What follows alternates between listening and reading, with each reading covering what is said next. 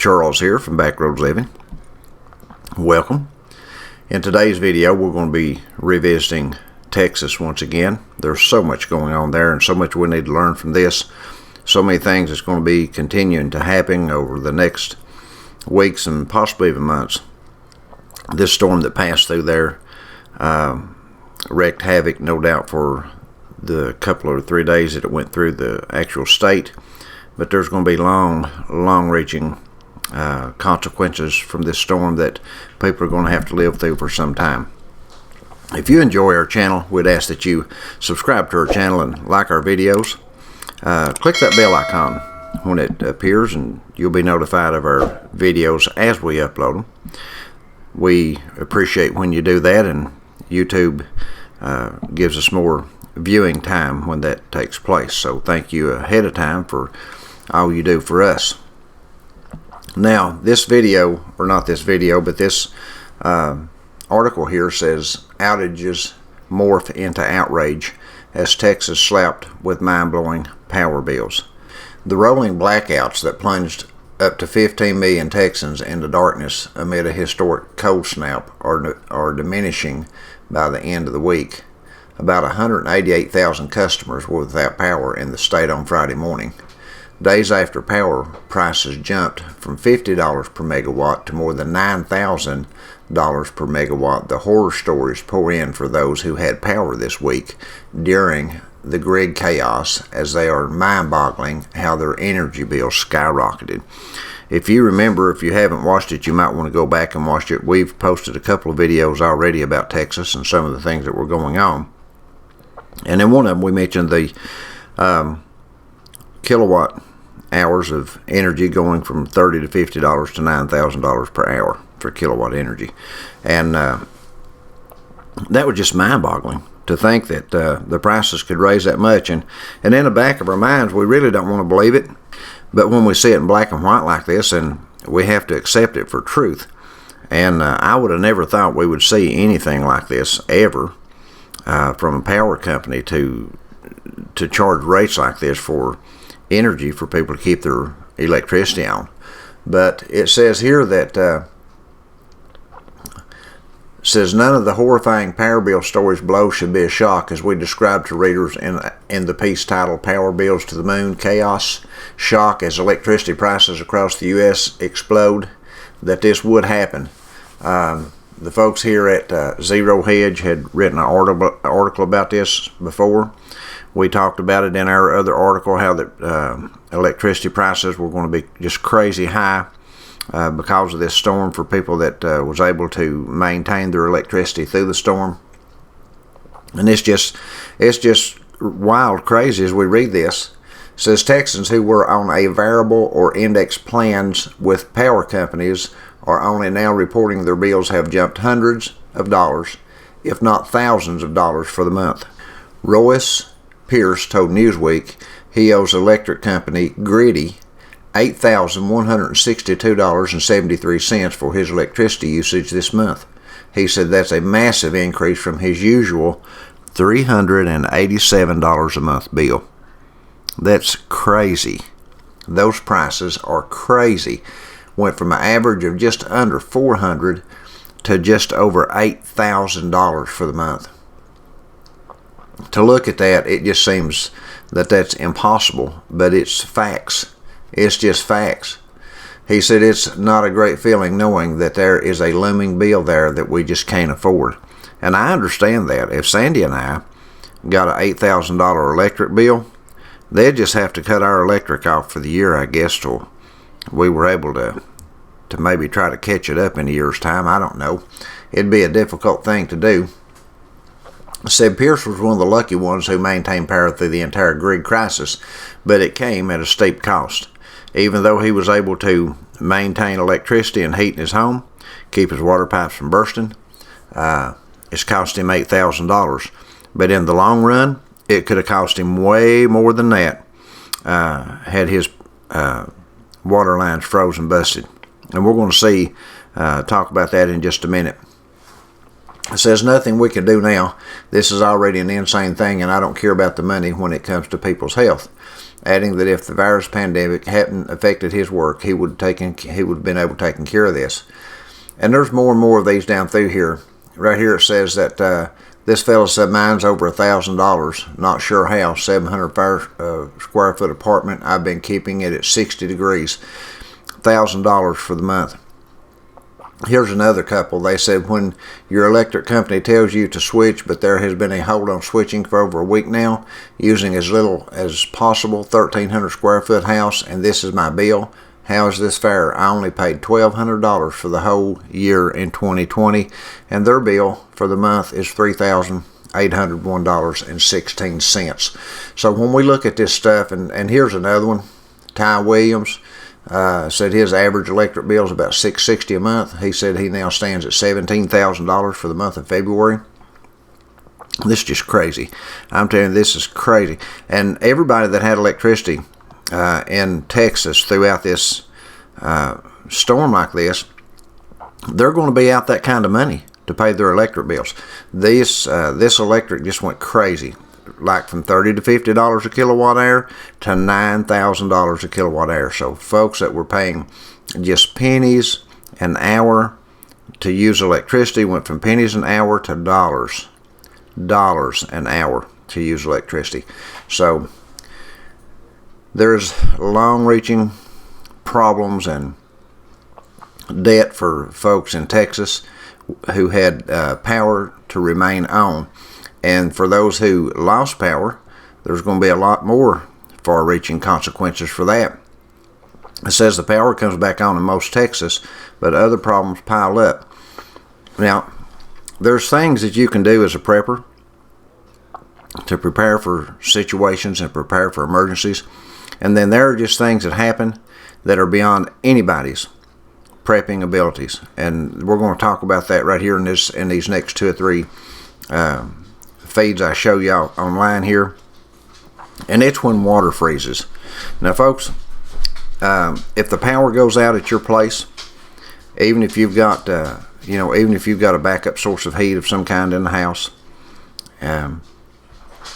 you leave your water lines dripping a little bit, whatever the case may be, there still may come times in life that your water will freeze. And if it freezes, it can really cause a lot of damage. And that's why when it comes down to being prepped for this kind of thing, it's important to know all aspects about your home as well as just having food put back. This is part of prepping, being ready for something like this. Know where your water meter is.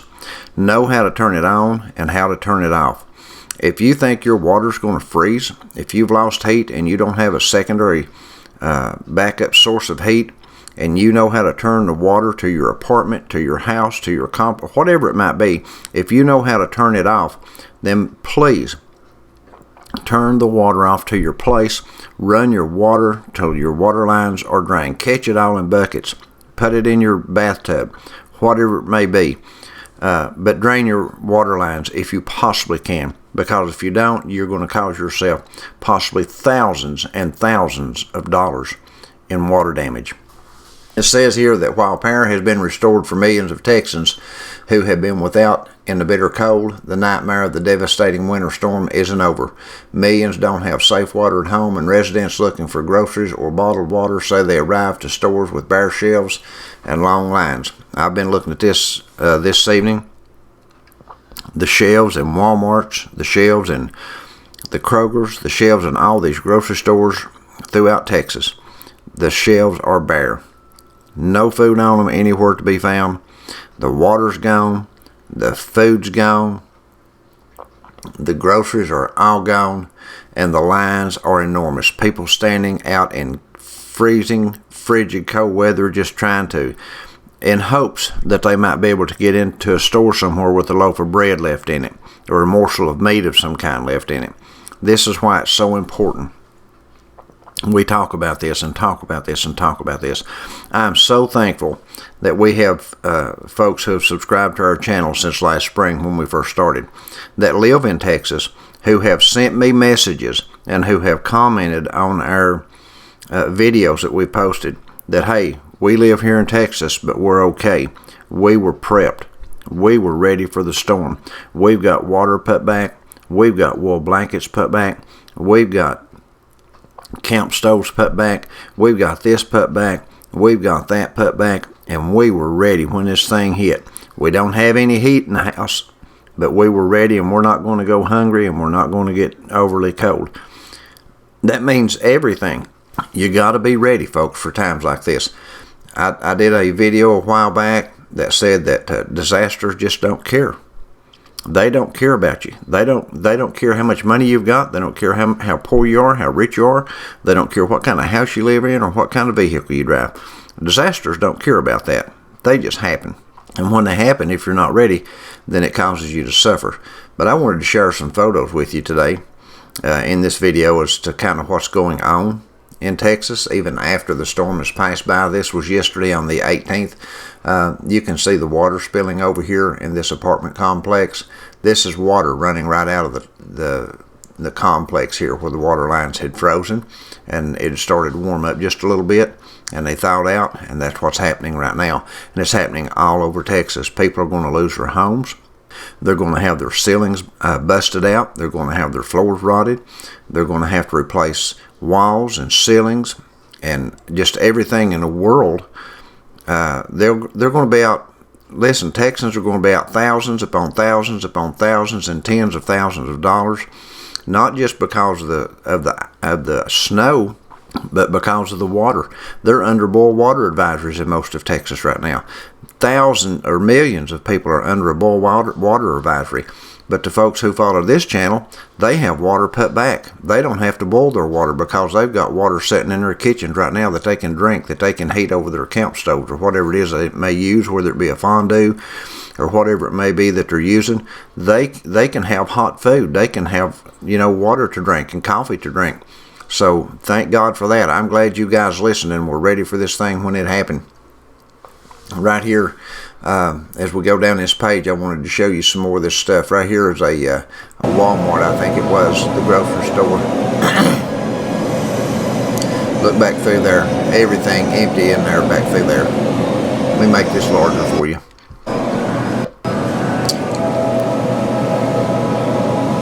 A few chips, a few things on the end caps here, but look at that back through there. All those cases empty. Folks were standing in line just to get into empty stores.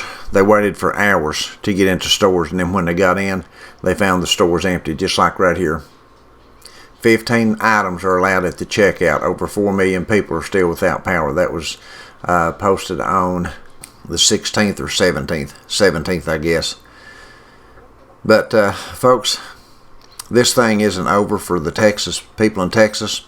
You can see the lines here. I wanted to show you this aerial view of people standing in line in frigid cold weather just to try to get a loaf of bread or a bag of chips or whatever might be there that they could find in the grocery store. And there's no reason for people to have to do that. This is the thing about it. There's no reason for you or anyone else to have to do that. There's just not. You have to listen. You have to get ready. You have to prepare. You have to take care of your family. You have to look ahead and know that disasters can happen, and you have to be prepared to take care of your family. Right here's another one I wanted to show you. This is what happens in there when the water lines burst. Look at that. Look at the ice that's formed all over the porches and everything there where the water ran out. These things don't have to be a disaster for you. Yes, they could still cost you money for your home to repair it, but you don't have to go hungry. Your family doesn't have to go hungry. Your family doesn't have to freeze to death or starve to death or come down with pneumonia because they weren't able to stay warm. There's ways to get through this stuff. You just have to be prepared for it. And this is where a water line bursted in a person's garage. Can you imagine what it would do in your home? There's houses I've seen. I don't have the photos pulled up for them right now, but there's houses I've seen where people's water lines have burst in the attic, and where people were living in apartments where the water lines burst above them, and the water run down through into into their homes and into their apartments, and it's just destroyed them. It has absolutely destroyed them. And I know there's nothing that you could do about something like that, but that's what I'm saying. This thing is far from over. This thing is so far from over. There's going to be so much more destruction and devastation that we're going to see. We've seen many people that have died from this storm. So remember to keep folks in your prayer right now. Remember to lift up those who have lost loved ones, that the Lord would comfort their hearts and give them strength during their time of sorrow like this. And remember to love one another.